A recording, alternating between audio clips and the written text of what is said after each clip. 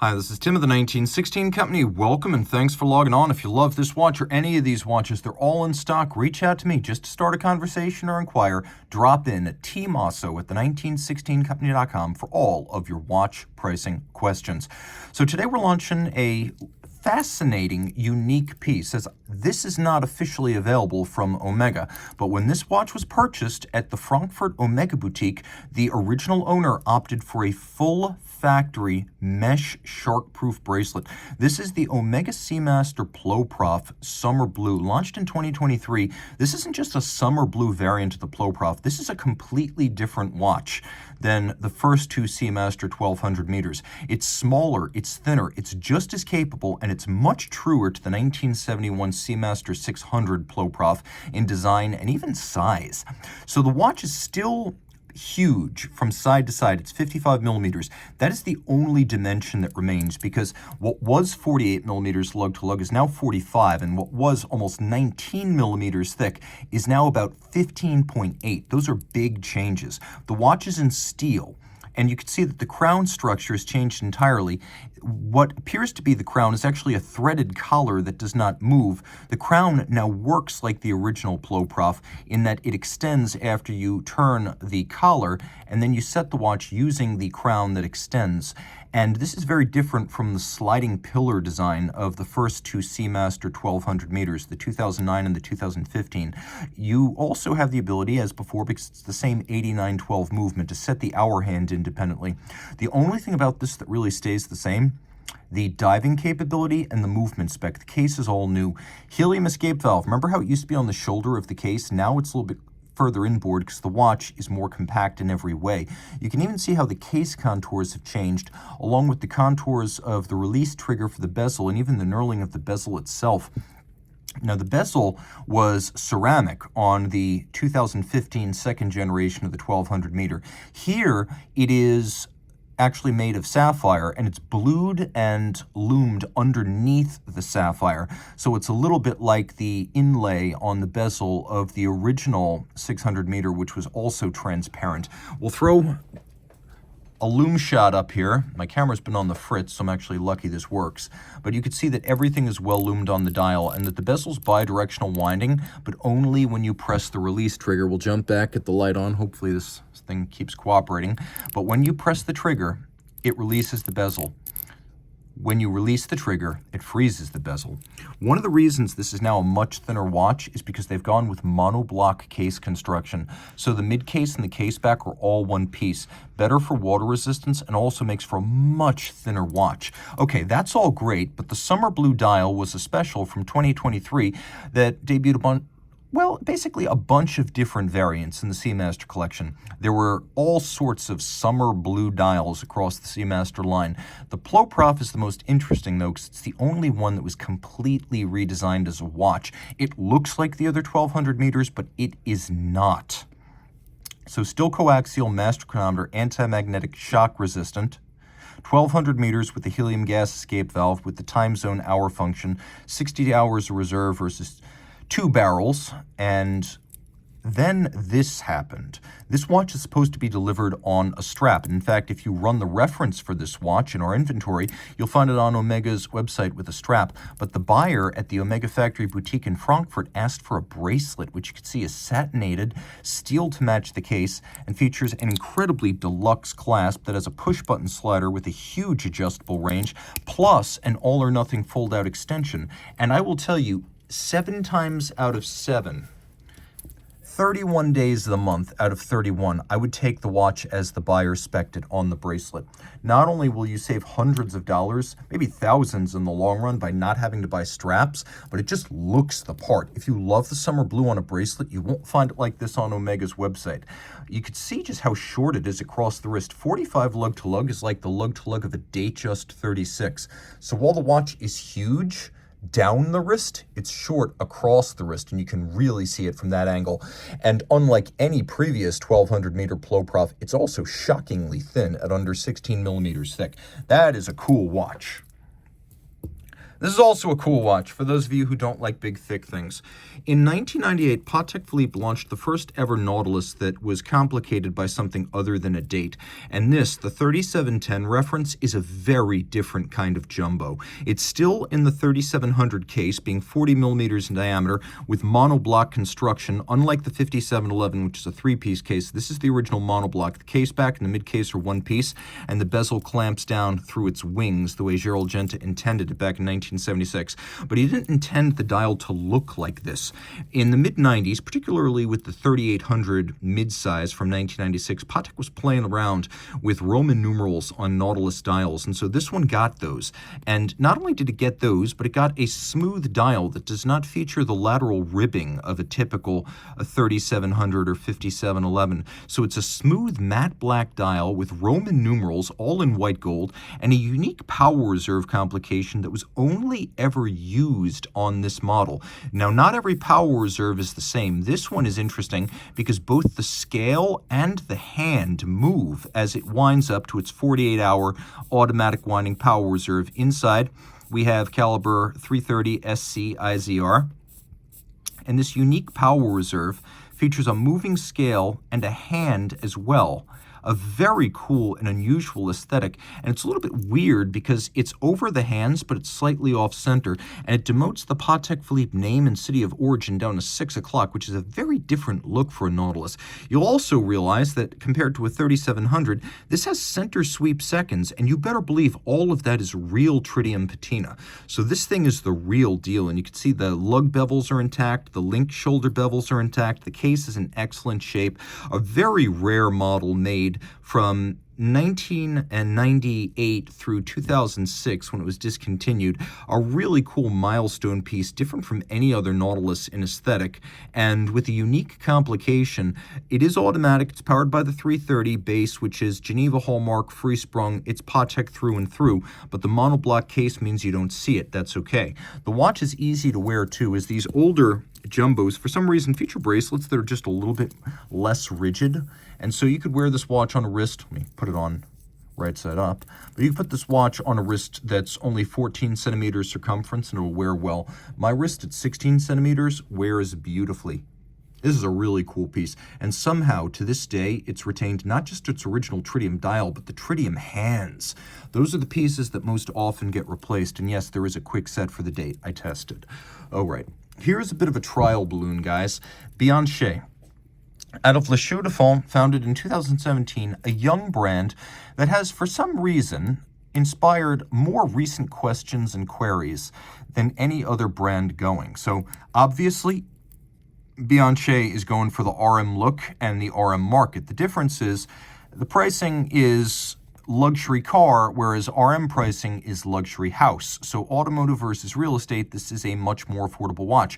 You're looking at the 1.618 Flying Tourbillon Sport GMT. We'll talk about the golden ratio reference in a moment, but this is what the name implies. It is a sport GMT. It's 43 across, not including the crown. It's 51 lug to lug and about 14.6 millimeters thick. It's made of sapphire, it's made of carbon fiber, and then the bridges and plates of the movement are grade 5 titanium, just like RM. The watch is interesting to me because unlike RM, which typically is 30 to 50 meters water resistant, push down crown, and not swimmable, this is 100 meters, which means, especially on a rubber strap, it's absolutely swimmable. And it only weighs 56 grams, so between the sapphire, the carbon, and the titanium, this is RM wrist feel. It also has a cambered and curved tonneau shape. And while there's no mystery about where this design came from, it has that same agreeable case-back camber you get on an RM, so it wears almost toy-like, very light, very comfortable. And no, I didn't deliberately coordinate my cuff and my jacket to match the watch, but it does look nice, doesn't it? Easy watch to wear. On my wrist size or larger, game on. They come with a 5-year warranty, and the reason I'm calling this a test balloon and a bit of a trial, I'm asking you guys, are you interested in these watches? We can sell them. We have access to them, and we will order them if you will buy them. Keep in mind, this is $82,500. A standard big date tourbillon is $72,500. If you want the big date tourbillon with a sapphire case and a 21-piece limited edition, that is $99,500. But this here, GMT, is $82,500. You can see that they're going hard into the RM aesthetic with a multi-function crown. You can see this is R for remontage, then GMT that allows you to adjust the second time zone forward or backwards, and then you pull it out all the way heure minute, and now everything sets in sync. And you can see not only does the second time zone move, but so does the globe, giving you a rough approximation. If you look at the land or land mass adjacent to the hours, it works as a sort of GMT and a world time in a fashion. What's interesting here is that you get the same level of shock resistance as on an RM, so instantaneous impulse of 5,000 G. Now, they say they've tested these things on the wrist of professional tennis players and that they've come out no worse for wear. A big boast, but if they're willing to back it with a 5-year warranty and make a claim like that, plus 100 meters, I will be perfectly comfortable repeating the claim. Now, the movement is a 90-hour manual wind, 1-minute flying tourbillon with a 3 Hz beat rate and an uncompromising 6-position adjustment. Now, this might be the work of La Joux-Perret. I can't say for sure, but both companies are located in La Chaux-de-Fonds, and it would not shock me. That said, it's a very capable movement. The finishing is agreeably upscale, in some regards better than RM, as the bevels are far more convincing and the media blast far more detailed than you'll find on a lot of RM hardware. So it's a really cool watch on that front. Let's just make sure my camera's still picking up lume. You can see the secondary time zone as well as the multifunction crown indicator, all luminescent, and it comes with a full folding clasp, so it's going to stay put on your wrist. A really cool aesthetic, and allegedly the 1.618 aspect ratio case width to height, movement width to height applies to this, and then the circle within circle motif refers to Fibonacci relationships. A cool idea from Bianchet, not the most original design, but then again, just about every round watch uses the same fundamental shape, and no one ever accused Lange of copying Patek Philippe or Patek Philippe from stealing from the much older Vacheron. I think you can make a tonneau case, and if you've built something that's more water resistant, just as shock resistant, less expensive, and possibly better finished, this could be considered a legitimate RM alternative that leaves more money in the bank for cars, watches, and houses. So let me know, what do you think of Bianchet? 5-year warranty, $82,500 for the GMT. Let's talk about Lange, because I just mentioned them. Well, this is the original 1815 Flyback chronograph. It works just like that. Reset and restart with a single push of the trigger. In some ways more appealing than the Dotograph because it's thinner, but it's got the same movement.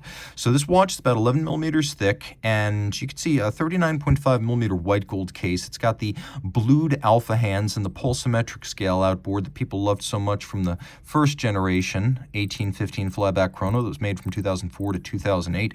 Easy watch to wear on the wrist, though I'm not going to lie, at almost 49 millimeters, the lug span across the wrist is substantial. The key thing, though, is that it's much thinner than a Dotograph, because all the hardware on the Dotto, especially the Dotto up-down, power reserve and the data are on the dial side, so the case back of the watch is exactly the same. You don't feel like you've been shorted the Scalber L951. Manual wind, 36-hour reserve, 2.5 hertz beat rate, overcoil, 5-position adjustment, column wheel, and lateral clutch. It does have stop seconds, Swan's neck fine adjustment mechanism, German silver bridges and plates, steel chronograph components, and the freehand engraved balance cock that has become a signature of Lange finish in the modern era. Though I always thought that the coolest part of the Dotograph movement is that clutch in steel, particularly this set of interior angles, especially this one within the confines of the clutch. Very difficult to finish to that degree of precision inside such a confined space on stainless steel, no less. Note the presence of both fired and blued screws. They serve different purposes. The screws that are blue fix things that are not meant to move. The screws that are polished in almost every case are used to adjust things for the time-telling or the chronograph functions, such as, for example, chronograph clutch tension or spring tension. So that's your little key right there. The dial is made of sterling silver, though it is galvanized silver white with all the indications on here. A really cool watch with column wheel feel that is second to none, and the fun of a flyback, reset and restart. I particularly like the seconds and fractional seconds track outboard. That is a design I have not seen anywhere else. And a pulsometric scale for you doctors, a fun feature you can bill as professional equipment. I'm not saying you can write it off in your taxes, but the idea has been planted. Here's something fascinating because sometimes less is more. The American watch blog Hodinkee is also a retailer, and they do a lot of limited editions, some better than others, but this is one of their best. Launched in 100 pieces in steel for 2019, this is the 50 Fathoms Bathyscaphe Hodinkee. So it's the rarely seen 38mm 5100 reference, albeit without a date and a photina dial. It's designed to echo older dive watches, and because the Bathyscaphe case with minimal beveling, squared-off lugs, big crown, and no guards is already the more vintage-oriented 50 Fathoms, it was the natural platform for all these editions. We've got these lovely white varnished hands on a matte black dial. No date, quarter Arabic numerals. It's a good look. No shortage of luminescence. The bezel pearl is loomed, and it is a very precise and positive 120-click bezel. Screw-down crown, 300-meter water resistance, sailcloth strap with inlay of rubber on the bottom. On the back, caliber 1153 Frederic Piguet. It's a modified 1150, so 2 barrels, 100-hour power reserve. It has a free-sprung balance adjusted in 6 positions with an anti-magnetic silicone hairspring, so this watch has the works. And just like its bigger brothers, it is a 300-meter diver. It's only 44 lug-to-lug, so if you want a smaller dive watch, something that's either suitable for a smaller wrist, suitable for those who have vintage tastes, or maybe a daily driver with a vintage flair that's not so valuable or delicate you have to worry. This is a fully functional modern diver that just happens to have vintage size, proportions, and details. It's a really good job by Hodinkee on this. And there's a ceramic insert on the bezel. Here's something unconventional, because we don't often talk about the hourglass and Bulgari eras of Daniel Roth, but in the tradition of the original C187 Tourbillon, this is a much larger watch. The original 187, I've actually got it here so I can show you, but you can see that it is a much smaller timepiece, and the telling dimension is the lug-to-lug, whereas this is 41, this is 46. So yes, this is thicker, and this is a little bit wider, but the fit difference is going to be down to the lugs. And you can see both of these feature unique case backs. This one with a little bit more visual access to the tourbillon, the crown wheel, and the ratchet wheel. This has a power reserve. This also has a power reserve, and it includes a date. So choose your style. Both of these are available, by the way, though this is going to be in the other inventory show. You can see the dial now enhanced with a more dramatic fluting guilloche, and also the presence of a well-placed retrograde date on the dial side. So the movement with 64-hour power reserve, you can see the extended pinion of the tourbillon acting as a seconds hand, whereas here we have a tri-spoke, and there's actually a little cutout in the bezel down at the bottom so that longest tri-spoke of the 3 can pass through a little hollow without being obstructed. This has a shorter power reserve, and you can see that reflected in the case back. So if you want something with a little bit more autonomy, this is the way to go. The lugs are still welded on artisanally. The case is still white gold. You can see there's a little index for the date on the side. We're going to throw this on the wrist. The watch is easy to wear, very comfortable, but substantially larger than the C187. Nevertheless, it does fit with the Daniel Roth brand. It's fairly thin, artisanally crafted, finely detailed, and it keeps the signature Ellipso Curvex case in place. A lot of people don't know how to treat these hourglass and Bulgari era Daniel Roth pieces, and I would say just go by the inherent quality, the finish, the rarity, the craftsmanship involved, and no one's ever complained that your modern Patek Philippe is neither crafted by Patek nor Philippe. No one complains that there hasn't been a Jaeger or Lecoultre in the house for quite some time. Go by watch quality. When you're buying a timepiece, go by how happy it will make you and how well it represents the watchmaker's craft. That said, if you wish to enjoy the work of Patek Philippe, not Patek or Philippe, but the folks who work there today, here is an incredible example. Now, this was launched as part of a pair back in 2014. One was the Geneva Cathedral, one was Notre Dame. This, obviously, the famous French cathedral that's bit by bit being put back together. This reference 5077P099, so a Calatrava with a micro rotor automatic, free sprung, 5-position adjustment, anti-magnetic silicone hairspring, gyromax balance, 3 Hertz beat rate, thin like a manual because of the micro rotor, but it's the dial that really sets this apart. It's got a Grand Faux enamel with grisaille. So what you've got is a black enamel dial on a gold base, and then little elements of white are added and periodically fired to build up layers of shaded gray on top of the black base. So it's a very painstaking process that's probably best described as a form of pointillism, as it often involves a brush with just one bristle. You can also see that there are gold elements on this enamel graphite dial, and that those are 24 karat gold applied in dust form.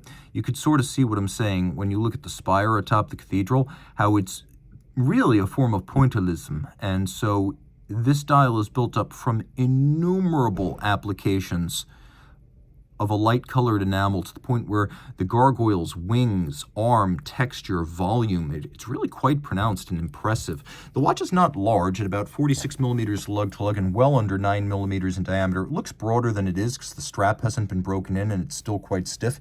You could see how it would fit underneath the cuff. So this is a great piece that's best described as an art vitrine on your wrist that also tells time. And it is first and foremost part of their rare Handcraft series, a platinum Patek. It has a diamond between the lugs, so you do not forget that. And it's got a satisfying weight to it.